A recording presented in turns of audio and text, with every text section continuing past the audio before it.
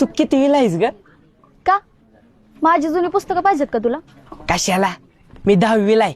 आता शाळा संपल माझी. होय, पास होशील का? अगं मग वर्गात पहिला नंबर येतो माझा. होय, तोंडाकडे बघून तर वाटत नाही. तसं तुझ्या तोंडाकडे बघून वाटतं तू शाळेत बी जात नसशील, म्हणजे कॉलेजला जात असशील ना. 10वीला आहे आताशी. पण तू माझ्याशी बोलायला का आलायस? काय नाही, तेवढीच आपली ओळख होईल ना. कशाला पाहिजे ओळख? आधी ओळख, मग गोड गोड बोलणं, मग लगीन करतीस का म्हणून विचारणार आहेस का? हे बया, असलं माझ्या डोसक्यात बी नाही.